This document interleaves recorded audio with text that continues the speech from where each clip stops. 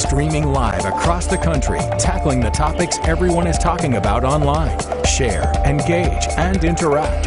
This is Newsfeed Now. That's for you guys out there because it's finally Friday and we finally made it. I'm Aaron Nolan. Thanks for joining us for Newsfeed Now. What a long week. Speaking of long, folks have been waiting in long lines to see the President of the United States in Tulsa, Oklahoma. We're going to go live to Oklahoma in moments. First, let's talk about holidays. Today is, in fact, a big day. It's the day to celebrate the end of slavery. It's Juneteenth. It's a 155-year-old holiday that has major cultural and historical significance for everybody in the country. Here's Blaine Alexander.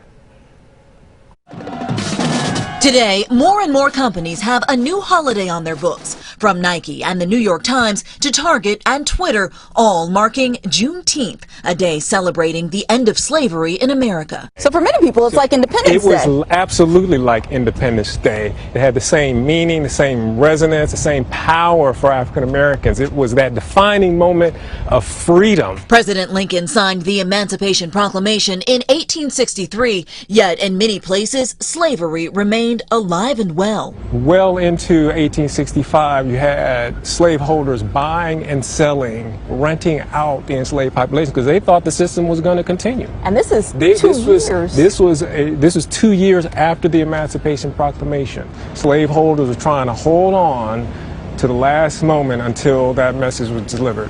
It took Union soldiers riding through the South, enforcing the order that many slaves didn't even know existed.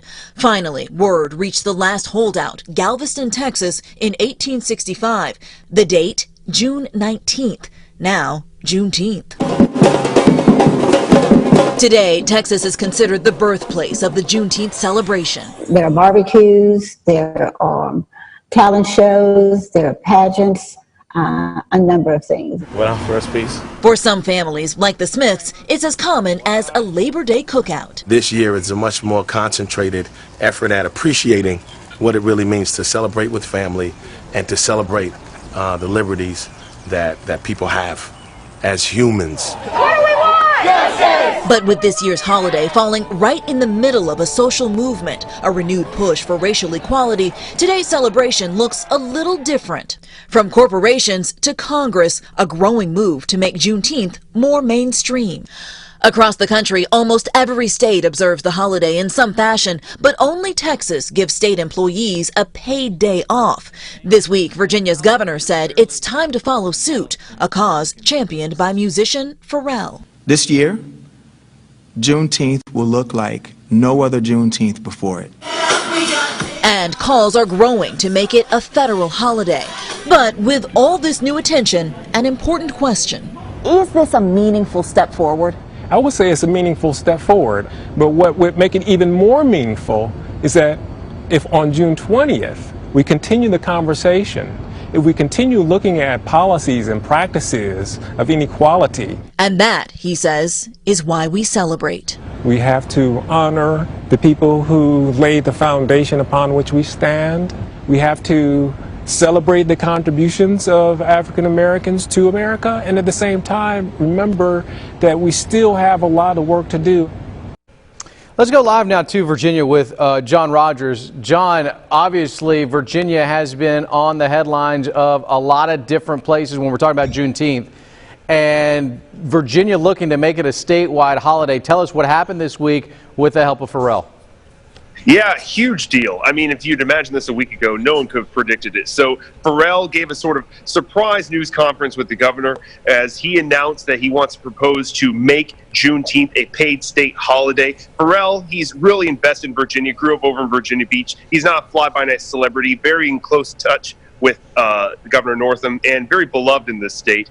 And so with this, the governor is pushing this. It's not official yet. We still have to wait for our local legislative body, the General Assembly, to pass it into law.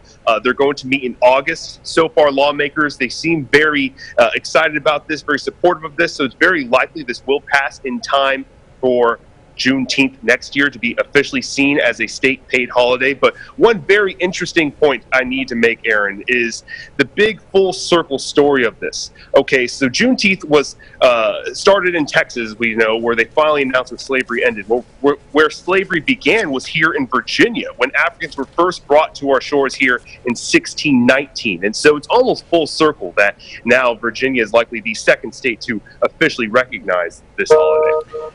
John, I do want to talk a moment about the importance as we're looking at Juneteenth and the importance of where we are and the importance of making sure that we continue to learn things and we continue to grow as a country and as a person.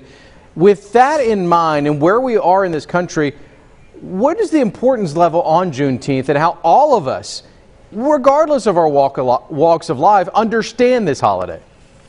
Well, there was a soundbite that Pharrell gave at the press conference that really put it best, that July 4th, 1776, not everyone was free. Now, on this date, June 19th, 1867, please forgive me that this is not the exact date, but on June 19th, rather, that was the day when finally all slaves knew that they were free. So it really is a poignant, powerful moment that is worth honoring. That we have to remember that slavery was still rampant for many years after 1776, and clearly there's still racial divide up to this day. And so this is an important step towards acknowledging this difficult past we've gone through and acknowledging that no, these other marginalized communities know that we all must be together as one, must accept one another as equal. And one thing that's very interesting too about Virginia is up until this year, for over 100 years, even though we didn't officially recognize Juneteenth, we did recognize a holiday honoring Stonewall Jackson and General Robert E. Lee. And so many were very up in arms about that we honored these Confederate leaders and yet wouldn't honor the African American community. That holiday has since been done with, Stonewall Jackson Day, the Lee Jackson Day rather, and now with this new push to honor Juneteenth, make that a state holiday, you know, it's just a sign that we're moving on from that racist past, from that very dark stain in American history, and really embracing all and reminding all that everyone is truly equal. John, thanks so much. Appreciate you taking the time here out of Virginia. A 155-year-old holiday it is, celebrating when slaves were finally, everybody got the notice that they're in fact free.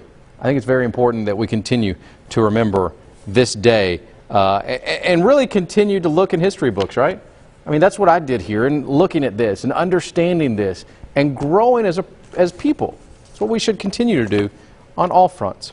Tens of thousands of people are expected to attend, and hundreds of thousands applied to get tickets to see Donald Trump. All of this as health officials are concerned about the coronavirus and the spread inside the BOK Center. Here's Cassandra Sweetman.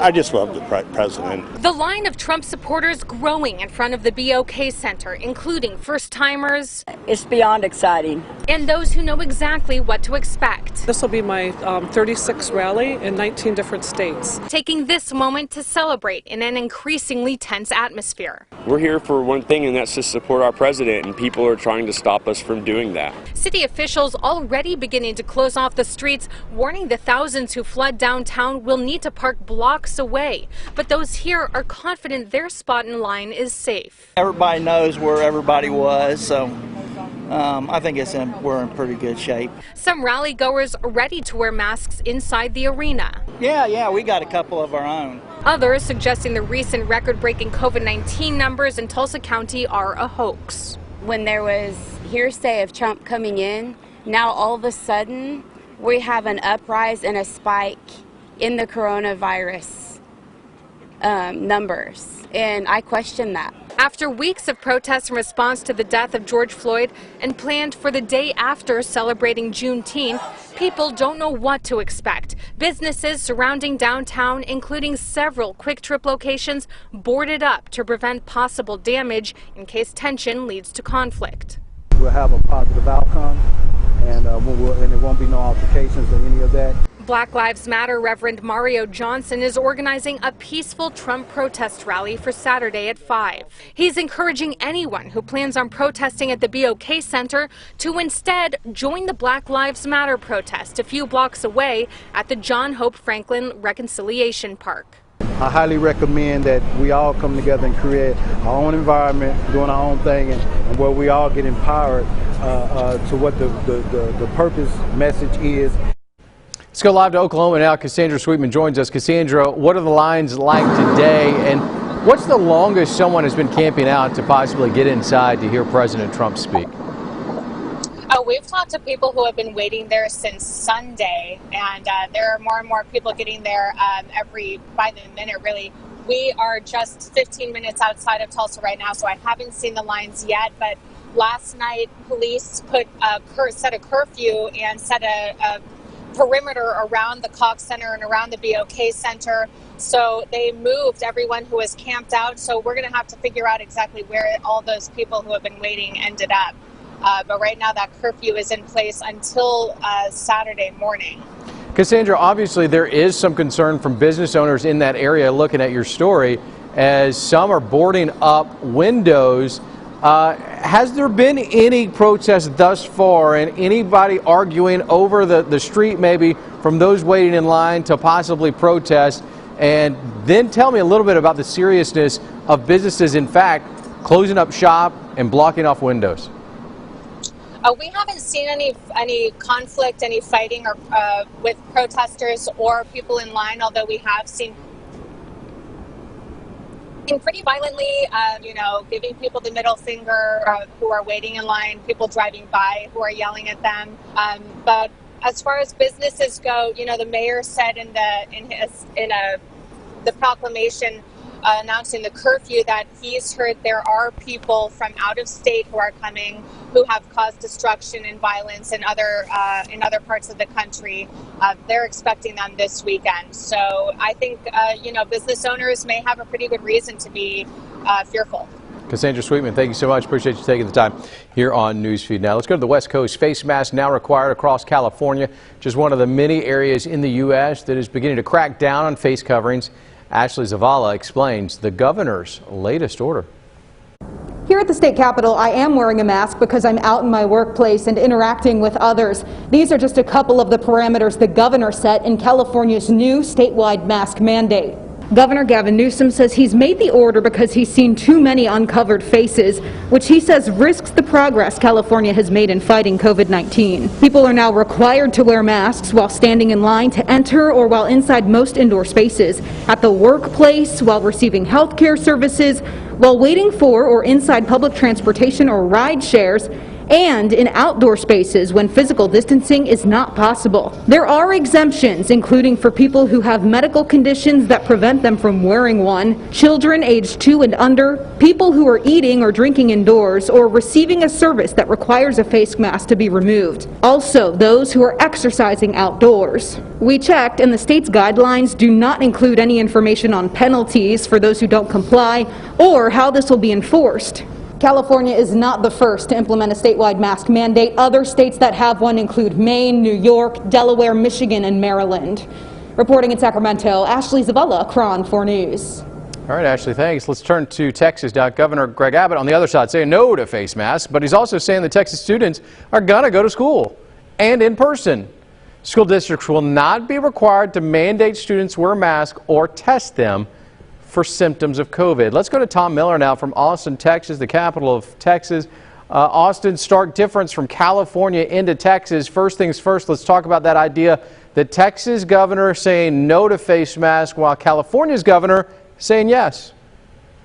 Right, and what's happened here in Texas is that the governor sort of allowed something, a little opening there, and that's for cities to, they can require businesses to wear face masks if they want. So the businesses can say you can't shop here unless you are wearing a mask. Customers can't come in. Employees can't serve customers. So there's an opening for cities to implement that. But when it comes to schools, they're saying we're going to be open. We're going to have in-person learning. That is sort of the baseline that the governor has set, but they are allowing school districts on their own to make to make some adjustments on that. So in-person learning is going to happen, but what does that look like? That's still being hammered out in terms of what does the, there's some students that are going to stay at home, some students that are going to come into the school, that sort of thing. That's where we're at in Texas. I think there's going to be some more guidelines that are introduced in the upcoming few days on more specifically what that looks like. But this caught a lot of our school districts by surprise because some were planning on, for example, I'm in Austin, they were planning on maybe doing about 25% capacity in the schools here. And now when the governor's saying, yeah, we're going to be open, there are some mixed messages here that is causing some confusion in the community. It's very important. As a parent myself, I got to know when kids are going back to school. But they're kind of walking a tight line, and I think that tightrope, and I think that, Tom, you can attest to what's happening in Texas, as you've got to weigh, we're still months away from the possibility of school reopening, and we don't know where this thing is going, and then we're talking about, learning online and splitting up classes and going Monday, Tuesday, Wednesday, a lot of different options out there. But to Texas's point, the sooner the better for all of us parents who are just waiting to plan the rest of our year. I think that's something that a lot of parents in Texas are having a conversation about. Is it's simply like we need to come up with a plan because some parents want to do homeschool. Some parents are saying both of us are working parents. We can't afford to have our child at home any longer than they already have been. And so we would like to send our child back, but we want to know that there's going to be thermometers before they come in, or we want to know that this school district is doing face masks. So to that point, where they're not going to be required, but again, to use Austin as an example, Austin's saying, well, we realize the state isn't requiring it, but in our district, which is 80,000 students, huge school district, we are going to take temperatures. We are going to ask students to wear a mask. And so it sounds like the state is going to allow that. They're not going to say, no, you can't do it, but we're not going to force you to. All right, Tom, thanks so much. Appreciate you taking the time out of Austin. Today, a lot of our show is focused on wearing a mask or not a mask. And a lot of times that's to protect yourself and to protect others. Governors, mayors, and other local leaders are having to make a tough call. But one local business owner in Arkansas is putting his foot down because of his child. Haley Brooks has the story.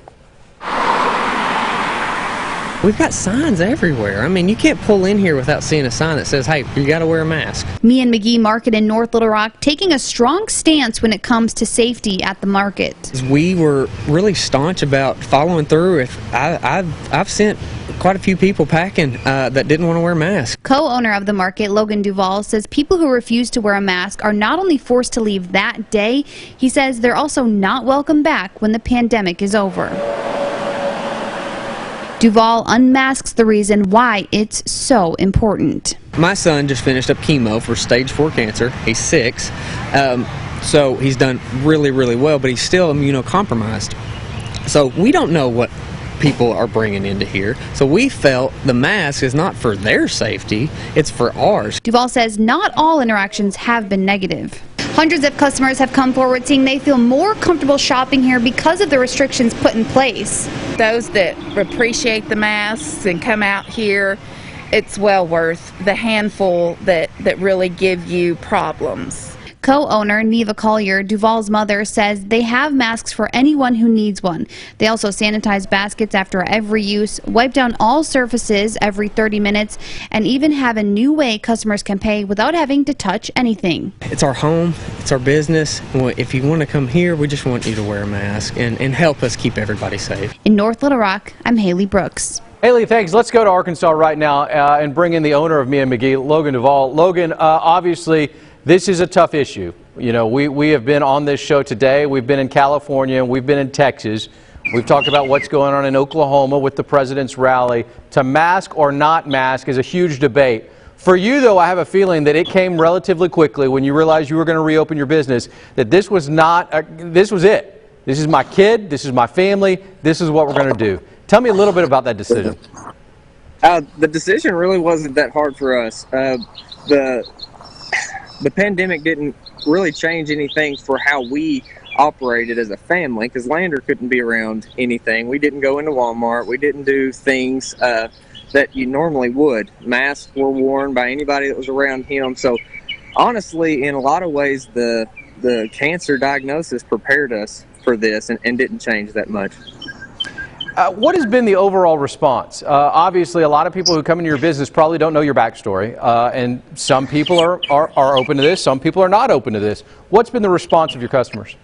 Oh, we've got a pretty significant following on social media, and so the majority of people that do come out, they are aware of our situation. I've tried to be really open and honest about our struggles with it, just in hopes that it would help other people. So most people do. It is those people that show up and they don't know. I'd say 9 out of 10 that don't know, and once they say, hey, my son just finished up chemo, we're just going to be super careful, they're okay. And then you get others that just fly off the handle. So the majority are pretty good, but my goodness, we've had some ugliness. Well, in that story, you mentioned, and look, you have the right of service here, that if they are going to fly off the handle, that you're going to ask them to leave and not come back. Right. Yeah. It has come to that a few times. A lot of people want to make excuses over this and that, and I get it. I don't like wearing the mask. I've got a table set up at the perimeter for when we have food trucks. That's where I'm sitting right now, and the reason I'm not wearing a mask. I get it. It's uncomfortable. We don't like wearing the mask, but we do it out of respect for those that come here that we're asking to wear masks. Guys, we can't screen everybody the way they need to be to make sure that nobody has got the virus. We have to act like inevitably somebody does that's coming in here, and so that is the least we feel we can do to keep it contained somewhat to keep us safe. Logan, before you go, it is Father's Day weekend, and as a dad, I know there are things that I would do for my kids. There's pretty much nothing I wouldn't do for my kids. On this Father's Day weekend, I have a feeling that you have the exact same sentiment right now. You do anything for those babies. Those babies come first. How is he doing? Great. If scans are clear June 30th, he'll have his port removed, and that'll be a big relief. I'm getting chill bumps talking to you about being a dad there, Logan. So thank you. Best wishes for you, your little one, and your entire family. Thanks for taking the time here on Newsfeed Now. Thank you. Have a good day, brother. All right, Logan Duvall there from me and McGee. You can check him out on social media. That is all the time we have on a Finally Friday. Hey, don't forget, it's Father's Day. Happy Father's Day, Steve. Pat's in the room. Happy Father's Day. Happy Father's Day. Who's directing? Is that Tim? Happy Father's Day, Tim. Yeah, big wave there. Happy Father's Day to all of you out there as well. Have a great one. We'll talk to you later.